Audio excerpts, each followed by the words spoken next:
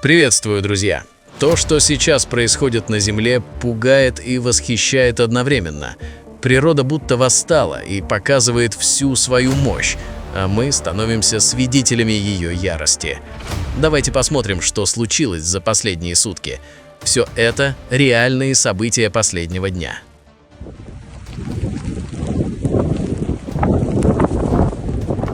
Мощный тихоокеанский циклон обрушился на южные районы Камчатского края, принеся с собой проливные дожди и шквалистый ветер, порывы которого достигали штормовых 30 метров в секунду. Стихия спровоцировала масштабные перебои в работе инфраструктуры и привела к введению экстренных мер безопасности в крупнейших населенных пунктах региона. Из-за экстремальных погодных условий власти приняли решение об отмене занятий во всех школах и учреждениях дополнительного образования в Петропавловске-Камчатском, Вилючинске и Елизовском муниципальном округе. Ограничения затронули обе смены учащихся. В краевой столице сформировалась устойчивая гололедица, значительно осложнившая дорожную обстановку и практически парализовавшая транспортное движение. Из-за сложных погодных условий местное авиасообщение в крае было приостановлено. Из-за низкой видимости и сильного бокового ветра аэропорт не принимает и не отправляет рейсы по внутрирегиональным направлениям. Дорожные службы переведены в режим повышенной готовности, однако ликвидация последствий стихии и расчистка трасс осложняются непрекращающимися осадками. Особую тревогу у спасателей вызывает ситуация в горах. Региональное управление МЧС выпустило экстренное предупреждение о повышенной лавинной опасности в период с 17 по 19 декабря. Туристическим группам и любителям экстремального отдыха настоятельно рекомендовано воздержаться от выходов на маршруты. Жителям предгорных районов следует проявлять повышенную осторожность. По прогнозам синоптиков, влияние циклона сохранится в ближайшие сутки. Все экстренные службы региона работают в усиленном режиме, ведется непрерывный мониторинг ситуации на объектах энергоснабжения и жизнеобеспечения.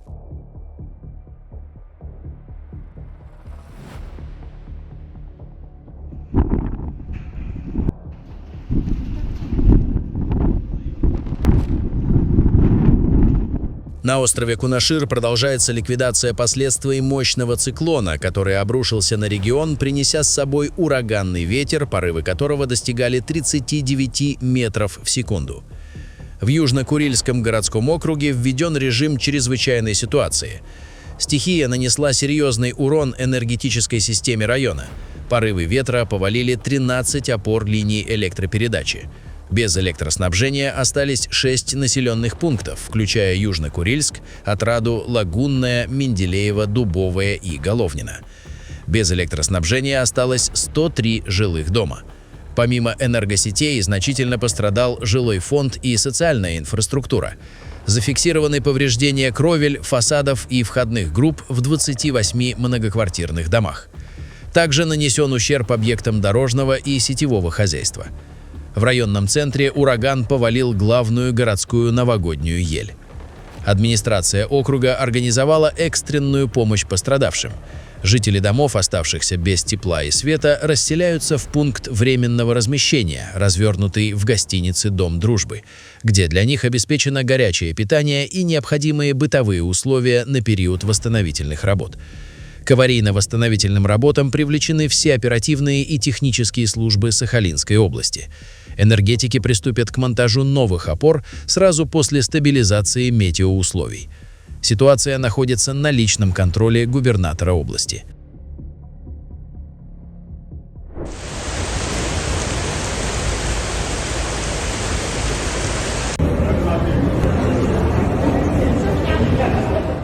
Пригород Барселоны, город Бадалона, принял на себя основной удар мощного шторма, который обрушился на Каталонию вечером 15 и в течение 16 декабря.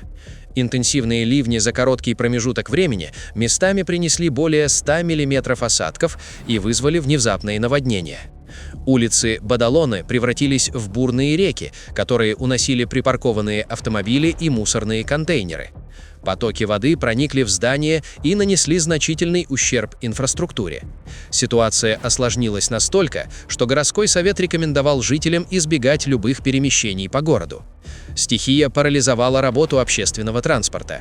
Были нарушены или полностью остановлены некоторые линии метрополитена, а также пригородное железнодорожное сообщение. Десятки рейсов в близлежащем аэропорту Барселоны Эль-Прат были отменены или задержаны. Службы экстренной помощи Каталонии получили сотни звонков от жителей, сообщавших о затоплениях, поваленных деревьях и коротких замыканиях. Власти региона выпустили оповещение о экстремальном уровне опасности. Метеорологи предупреждают, что хотя пик шторма прошел, риск новых подтоплений сохраняется и призывают население к максимальной осторожности. Друзья, если вас тоже не оставляют равнодушными подобные события, поддержите видео лайком и подпишитесь на канал. Напишите в комментариях о том, что происходит в вашем регионе.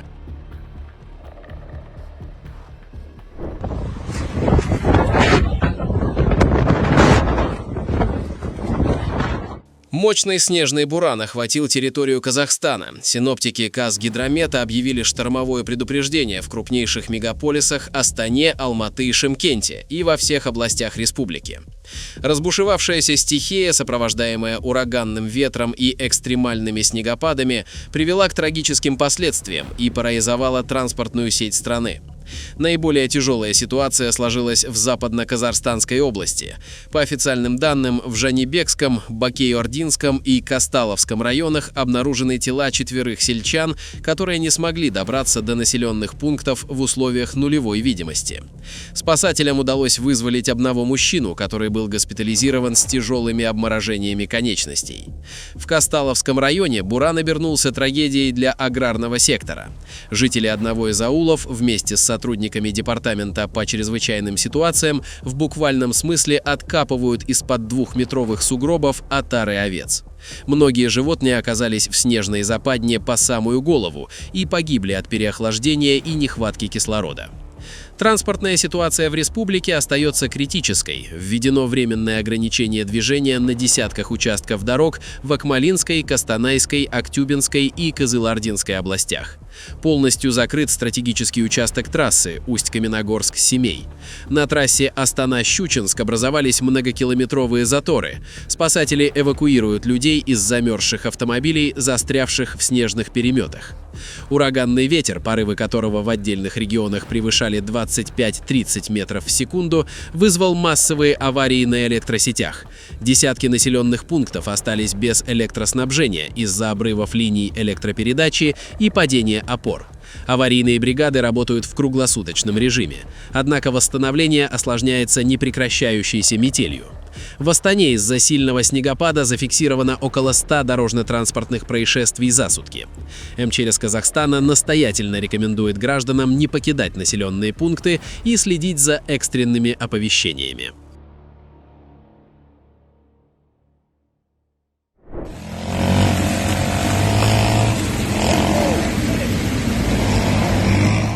Сильный лесной пожар Киламута, вспыхнувший 15 декабря в коммуне Сан-Педро, провинции Мелипилья в Чили, продолжает быстро распространяться, несмотря на усилия пожарных.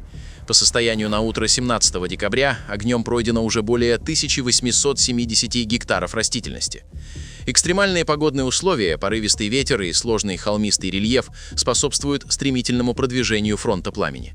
По данным Национальной корпорации лесного хозяйства и региональной делегации Мелипильи, стихия уже уничтожила как минимум 3 жилых дома. 5 человек официально признаны пострадавшими в результате потери имущества, однако информация о погибших или раненых на текущий момент не поступала.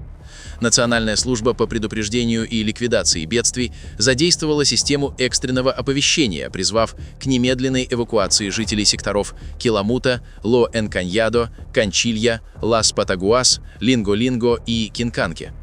Власти призывают граждан помогать пожилым людям и детям, а также не забывать о домашних животных при покидании опасных зон. Из-за густого дыма и близости огня было временно перекрыто движение по трассе Рута-66. В масштабной операции по тушению задействованы многочисленные бригады и пожарные расчеты из разных коммун столичного региона, авиационная группировка и тяжелая инженерная техника для создания противопожарных разрывов. Дым от пожара в Сан-Педро уже достиг столицы страны, города Сантьяго, вызвав заметное ухудшение качества воздуха в мегаполисе. Ситуация остается крайне сложной, пожар до сих пор не взят под полный контроль.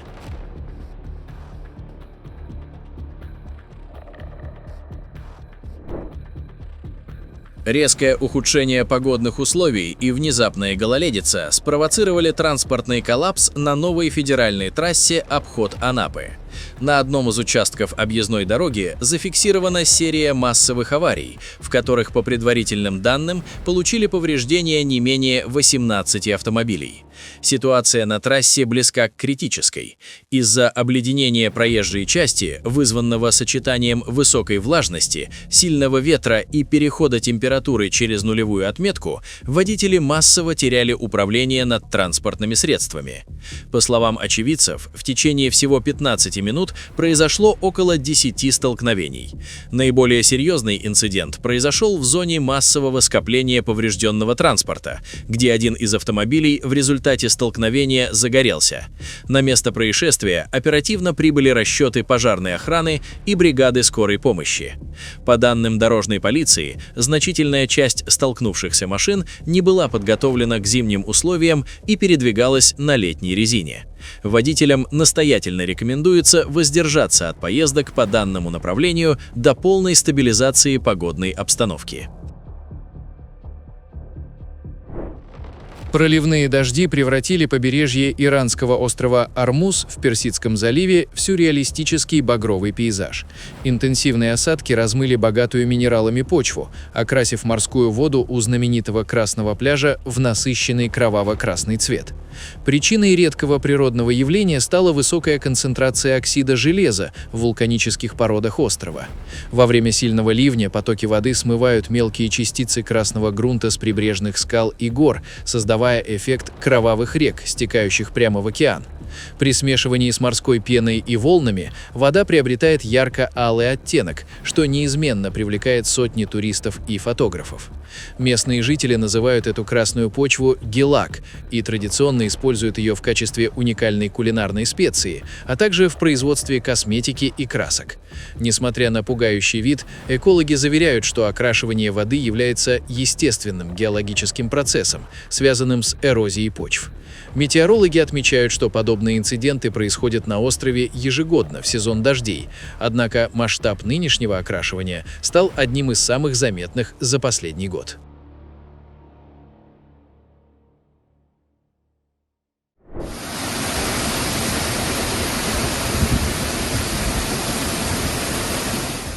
Мощный грозовой фронт обрушился на восточную провинцию Саудовской Аравии, вызвав масштабные наводнения в промышленном центре региона, городе Эль-Джубайль.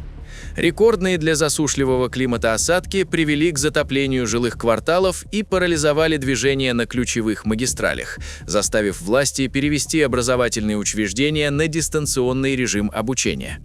Циклон, пришедший со стороны Персидского залива, сопровождался шквалистым ветром со скоростью до 60 км в час и крупным градом. В самом Эль-Джубайле и прилегающих районах Аль-Байда и Рас-Танура потоки воды за считанные часы заполнили низинные участки дорог, заблокировав сотни автомобилей.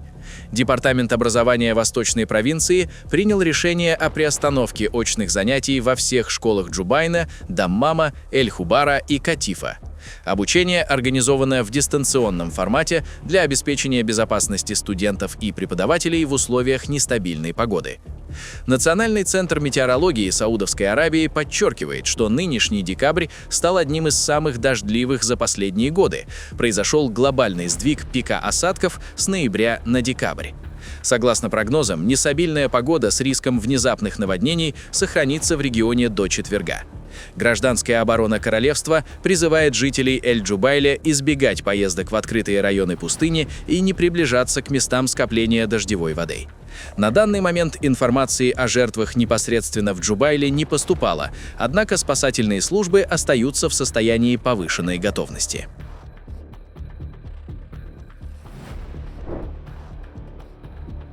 На побережье озера Онтарио из-за резкого похолодания и волнения поверхность озера покрылась тысячами ледяных блинов.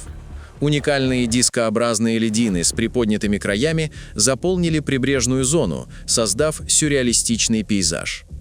Необычные формирования, известные в метеорологии как блинчик и лед, были замечены местными жителями в районе Уэбстера и парка Чимни-Блаффс в округе Уэйн. Процесс образования таких льдин происходит, когда на поверхности воды образуется ледяная каша, которая под воздействием легких волн сбивается в округлые формы. Постоянные столкновения льдин друг с другом и замерзание брызг по краям создают характерный бортик, делая их похожими на гигантские блины или кувшинки. По словам метеорологов, появление ледяных блинов в середине декабря стало возможным благодаря раннему вторжению арктического холода и установлению температур значительно ниже нуля при сохранении открытой воды. Размер отдельных дисков варьируется от 30 сантиметров до нескольких метров в диаметре. Это явление считается предвестником полного замерзания озера.